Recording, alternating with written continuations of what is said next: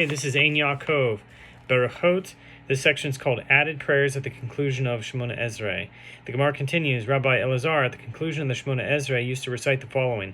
May it be your will, Lord God, that our lot should be one of love, brotherhood, peace, and friendship, that our territory should be filled with students, and that our end should be successful, so that at the end we would indeed see the things we hoped for all our lives, and set our share in Gan Eden, and set us aright with good friends and right inclination in your world. And may we get up in the morning and find our hearts yearning to fear your name, and may our wants and desires come before you for the good. Rabbi Yochanan, at the conclusion of his Shemoneh Esrei, used to add this. May it be your will, Lord our God, to look at our shame, that is, look at how ashamed we are of our sins, and see the evil that surrounds us, and clothe yourself in your attributive mercy. Cover yourself with your strength, and wrap yourself in your kindness, and gird yourself with your graciousness, and may the attribute of your goodness and your humility come before you. Rabbi Zera, at the conclusion of his Shemoneh Esrei, used to add the following. May it be your will, Lord our God, that we should not sin, and that we should not be ashamed and embarrassed before our fathers. Rabbi Chia, after completing the Shemoneh Esrei, used to add the following. May it be your will, Lord our God, that your Torah should be our whole occupation, that our hearts should not be sick and our eyes should not be dimmed.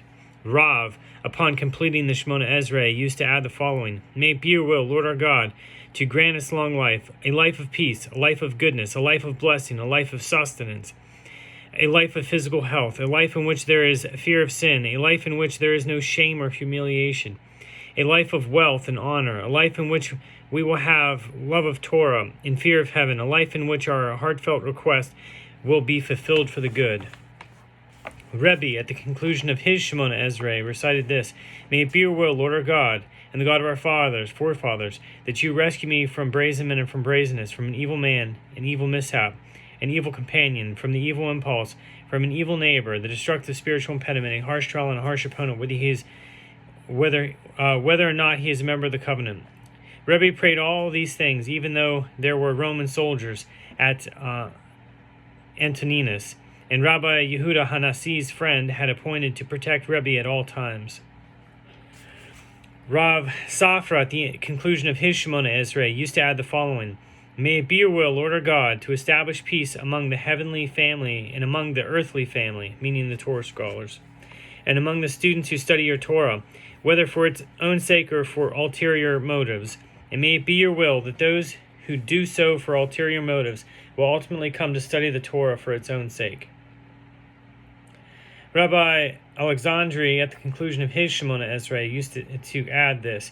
May it be your will, Lord our God, that you should place us in a corner of light and not in a dark corner, that our hearts should not be sick and our eyes should not be dimmed. Some say that this prayer was said by Rabbi Hamanuna, but that Rabbi Alexandri said the following prayer.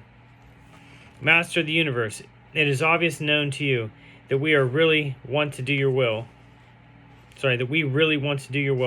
But what stands in the way? The yeast in the dough, that is evil impulse, and the oppression of the nations of the world. May it be your will to save us from their hand, so that we may return to perform all your laws with a perfect heart. Mar, the son of Ravina, at the conclusion of his Shemoneh Esrei, said the following prayer. My God, guard my tongue from evil and my lips from speaking deceitfully. To those who curse me, let my soul be silent, and let my soul be like dust to everyone. Open my heart to your Torah, that my soul will pursue your mitzvot. Save me from a mishap, from the evil impulse, from an evil woman, and from all bad things that threaten to come upon the world. As for all those who design evil against me, speedily nullify their counsel and disrupt their designs. May the expressions of my mouth and the thoughts of my heart find favor before you, my rock and my redeemer. Rav, at the conclusion of his Shemoneh Esrei, recited the following. My God, before I was formed, I was unworthy, and now that I have been formed, it is as if I had not been formed. I am dust in my life, and will surely be so in my death. Behold, before you, I am like a vessel filled with shame and humiliation. May it be your will, Lord my God, and the God of my forefathers, that I not sin any again.